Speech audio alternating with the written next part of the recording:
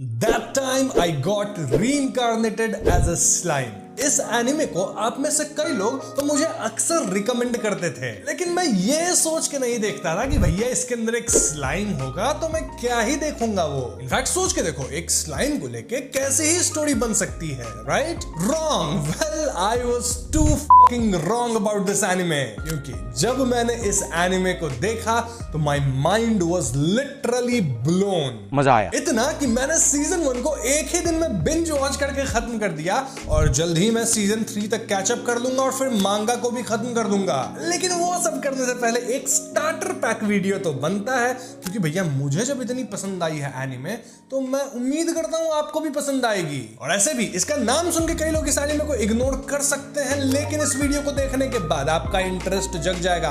And trust me when I से interest जगाओ, क्योंकि अच्छी एनिमे है। तो हाँ, आज की इस वीडियो में हम इस स्लाइम वाले एनिमे के वर्ल्ड सेटअप को समझेंगे। आप पूरा नाम नहीं ले रहा, मैं एनिमे का स्लाइम ही बोलूंगा क्योंकि बहुत लंबा नाम है। और हाँ, इस वीडियो में स्पॉयलर्स की चिंता बिल्कुल मत करना, क्योंकि इसमें बेयर मिनिमम स्पॉयलर्स है, लाइक पहले 2-3 एपिसोड्स के बस। और आ चुके हैं इसके 60+ एपिसोड्स, तो आराम से इस वीडियो को देखो, इंटरेस्ट जगाओ अपना। तो कहानी की शुरुआत में हम सातोरो मिकामी नामक इंसान से मिलते हैं, जो कि एक 37 इयर्स ओल्ड का वर्जिन आदमी है। जी हाँ, मिकामी के पास सब कुछ है, एक बढ़िया जिंदगी, एक अच्छी जॉब, सब कुछ एकदम टिच चल रहा है। बस प्रॉब्लम है कि उसकी एक गर्लफ्रेंड नहीं है। वैसे ये हाल तो आप लोगों का भी होगा ना? वरना तेरे को डर नहीं लगता? तो एक दिन मिकामी को स्ट्रीट्स पे अपना एक कलीग मिल जाता है, और मिकामी का जो ये कलीग था वो अपने साथ एक लड़की को लेके आया था। क्यों? क्योंकि वो मिकामी को शो ऑफ करना चाहता था कि भैया देख, मेरी गर्लफ्रेंड है, तेरी नहीं है। बड़ा हरामी हो बेटा। अब विधि का विधान देखो कैसा था कि उसी वक्त स्ट्रीट पे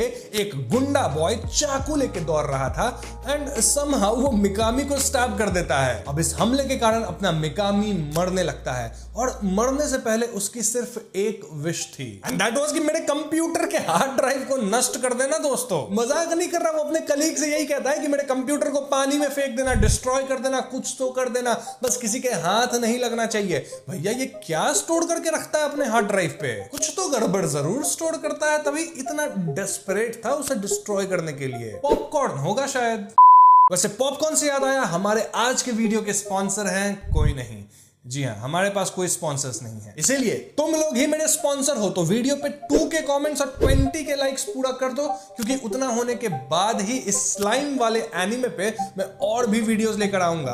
और अब आप बोल रहे होगे कि भैया अभी तक तो इंटरेस्ट जगा नहीं, अभी से ही प्लग कर रहे हो। पूरी वीडियो देखो, इंटरेस्ट जग जाएगा। तो हाँ, टारगेट कंप्लीट कर देना, वीडियो को पूरा देखना, इंस्टाग्राम पे ही फॉलो करना, वहां रील्स डाल रहा हूं आजकल। खैर, कमिंग बैक टू स्टोरी, अपना मिकामी मर रहा है, और जब वो मर रहा था तो उसे एक रोबोटिक आवाज सुनाई देती है, जो कि धड़ाधड़ उसको पावर्स दिए जा रही थी। और ये पावर भी उस बेसिस पे मिल रहा था कि मिकामी उस वक्त अपने मन में क्या सोच रहा था। फॉर एग्जाम्पल, मिकामी मन में सोच रहा था कि इस जन्म में मैं तो लड़कियों के करीब नहीं जा सका, लेकिन अगले जन्म में मैं लड़कियों को डिवॉर करूंगा। अब डिवॉर वर्ड को सुन के ये जो रोबोटिक वॉइस थी वो मिकामी को प्रेडेटर स्किल दे देती है। जी हाँ, देन मिकामी सोचता है कि मैं तो ऑलमोस्ट 40 साल का होने वाला था और मैं अब तक वर्जिन था।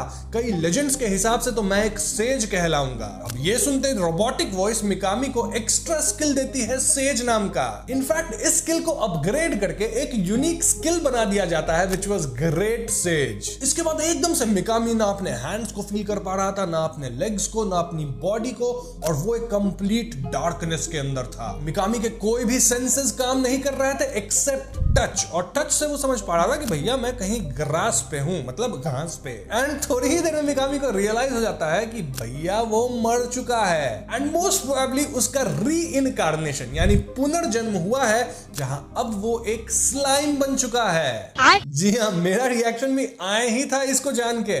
ऑल्दो टाइटल के अंदर ही लिखा गया है कि that time I got reincarnated as a slime, तो इतना आश्चर्य होना नहीं चाहिए था हमें। अब क्योंकि अपना मेन हीरो लिटरली स्लाइम बन चुका है, तो ना तो उसे गर्मी लगती है, ना ही ठंड, ना उसे किसी तरह का खाना चाहिए, ना उसे सरवाइव करने के लिए ऑक्सीजन चाहिए, ना वो डूब सकता है, और ना ही उसे ब्लड चाहिए सरवाइव करने के लिए, जैसे हम ह्यूमंस को चाहिए होता है। इनफैक्ट ये तो स्लाइम की तरह खिसक खिसक के इधर उधर मूव कर रहा था, और फिर बोर हो गया मूव करते करते, तो इसके मन में आता है चलो भैया घास ही खा लेते हैं। अब ये खा तो सकता है, लेकिन जो भी खाता है इंसान उसे निकालना भी तो होता है। निकालेगा कैसे? तो अगेन यहाँ वो कंप्यूटर वाली वॉइस आती है जो कि स्लाइम को बताती है कि तुम्हारे पास प्रीडेटर स्किल है, जिसके हिसाब से जो भी चीज तुम कंज्यूम करोगे या खाओगे वो प्रीडेटर स्किल के पेट में बेसिकली स्टोर हो जाएगा। देन जिस चीज को ये स्लाइम खाया होगा, ये जो वॉइस है, एआई, ये पता नहीं जो भी है, वो उसे एनालाइज करके बताएगी कि भैया इस चीज का क्या इंपॉर्टेंस है, इससे क्या किया जा सकता है, एंड देन उसका इस्तेमाल करके कुछ मीनिंगफुल बनाया जा सकता है। लाइक अपना स्लाइम जो घास खा रहा था,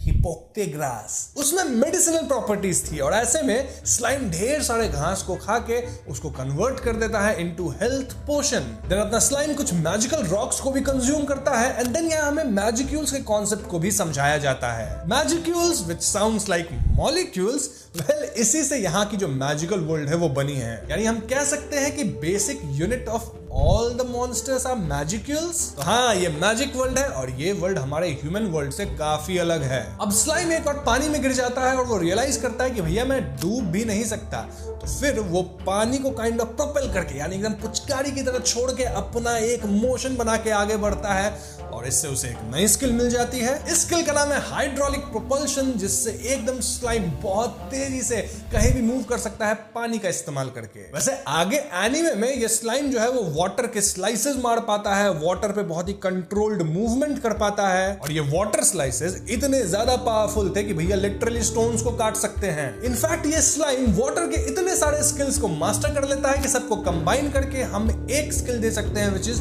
वाटर मैनिपुलेशन, पूरे पानी को मैनिपुलेट करना। लेकिन ये सब चीज होने से पहले एक और बहुत इंटरेस्टिंग चीज होती है, एंड दैट वाज कि अपना स्लाइम जो है वो एक मॉन्स्टर से मिलता है। अब ये स्लाइम मॉन्स्टर को देख तो नहीं सकता था, लेकिन वो जो भी सोच रहा था मॉन्स्टर उसको सुन पा रहा था। ऐसे में ये मॉन्स्टर स्लाइम से कहता है कि मैं तुम्हें दुनिया को देखने की ट्रिक बताऊंगा, लेकिन बदले में तुम्हें कुछ प्रॉमिस करना होगा। प्रॉमिस ये कि तुम मुझे देख के डरोगे नहीं। स्लाइम भी बोल देता है कि भैया मैं तुम्हें देख के क्यों ही डरूंगा, तुम बस मुझे ट्रिक सिखाओ कि कैसे मैं इस दुनिया को देख सकूं। देन मॉन्स्टर कहता है कि तुम मैजिक परसेप्शन नामक स्किल का इस्तेमाल करके इस वर्ल्ड के मैजिक्यूल्स को काइंड ऑफ परसीव कर सकते हो, और क्योंकि ये दुनिया मैजिक्यूल से ही बनी है तो भैया परसीव हो रहा है मैजिक्यूल से, तुम दुनिया को देख पाओगे। कितना सिंपल कॉन्सेप्ट है। फिर क्या था, अपना स्लाइम ट्राई करता है, और क्योंकि वो एक ग्रेट सेज है वो ऐसा कर पाता है, मतलब उसको मिल चुका है एक एक्स्ट्रा स्किल मैजिक परसेप्शन, और अब वो इस दुनिया को बहुत ही अच्छे से देख पा रहा था मित्रों। बस प्रॉब्लम ये थी कि जिस मॉन्स्टर से अपना स्लाइम बात कर रहा था वो एक बड़ा सा ड्रैगन था। अरे बाप रे! जी हाँ, ये था स्टॉर्म ड्रैगन वेल्डोरा, जो कि 300 साल से इस केव के अंदर कैद था। वेल्डोरा इस वर्ल्ड में एग्जिस्ट करने वाले 4 ट्रू ड्रैगन्स में से एक है, और 300 साल पहले एक हीरो जिसे डिवाइन ब्लेसिंग मिली थी वो वेल्डोरा को इस केव के अंदर कैद की थी। वो एब्सोल्यूट सेवरेंस स्किल का इस्तेमाल करके वेल्डोरा को हराई, एंड देन अनलिमिटेड प्रिजनमेंट का इस्तेमाल करके उसे यहां कैद कर दी। वेल्डोरा बताता है कि इस दुनिया के अंदर दूसरे दुनिया से कई बार लोग आते हैं जिसे अदर वर्ल्डर्स कहा जाता है शायद, लेकिन वेल्डोरा भी ये पहली बार सुन रहा है कि इस दुनिया के अंदर कोई री इनकारनेट हुआ है, और वो भी एज अ स्लाइम। अब भले इस पॉइंट तक वेल्डोरा आपको एक माइटी ड्रैगन लग रहा होगा, जो कि वो है, लेकिन 300 साल से अकेले रह के बंदा अकेलापन से जूझ रहा है और हृदय से बिल्कुल सॉफ्टी हो गया है। इतना सॉफ्टी कि भैया अपना स्लाइम और वेल्डोरा कर लेते हैं मित्रता, यानी दोस्ती, यानी फ्रेंडशिप, और इसके लिए स्लाइम वेल्डोरा को एक नया टाइटल भी देता है। मतलब नाम तो वेल्डोरा है, लेकिन एक टाइटल भी दे दिया गया, जिससे पूरा नाम हो गया वेल्डोरा टेम्पेस्ट। टाइटल मिला कौन सा? टेम्पेस्ट। वाह क्या सीन है। अब वेल्डोरा भी स्लाइम को नाम देता है विच वाज रिमोरू टेम्पेस्ट। ये नाम देना बहुत इंपॉर्टेंट है क्योंकि इससे काइंड ऑफ मॉन्स्टर्स इवॉल्व हो जाते हैं। वैसे हम देख सकते हैं कि ये दोनों अब टेम्पेस्ट हो गए हैं, तो दोनों काइंड ऑफ फैमिली के मेंबर हो गए हैं। अब अपना स्लाइम, जिसे मैं अब से रिमोरू कहूंगा, वो प्रपोज करता है कि देख वेल्डोरा, तू तो इस कैद से बाहर निकल नहीं सकता, क्योंकि इस कैद के अंदर इनर लेयर और आउटर लेयर है। तो एक काम करता हूं, मैं एज ए स्लाइम इस पूरे कैद को, मतलब जो पूरा प्रिजनमेंट है तुमको सहित लेके एकदम से प्रेडेटर स्किल का इस्तेमाल करके खा जाऊंगा। इससे होगा ये कि ये जो अनलिमिटेड इम्प्रिजनमेंट है ना, इसको मैं अपने अंदर एनालाइज करके इसके आउटर लेयर को तोड़ दूंगा, वहीं तुम अंदर से इनर लेयर को तोड़ने की कोशिश करना। तो जब भी ये पूरा होगा तुम हो जाओगे आजाद। अब ये आइडिया वेल्डोरा को काफी पसंद आता है और ऐसे में रिमूरू एज ए स्लाइम अपने प्रेडेटर स्किल का इस्तेमाल करके पूरा वेल्डोरा सहित उस इम्प्रिजनमेंट को ही खा जाता है। अब ये जो एनालाइजिंग पार्ट है, देन ब्रेक करना, इस सब में काफी वक्त लगेगा, मे बी मंथ्स और ईयर्स, वी कैन नॉट से। और जब भी ये पूरा होगा तब वेल्डोरा बाहर निकलेगा। अब उसमें टाइम है काफी, तब तक रिमूरू करे क्या?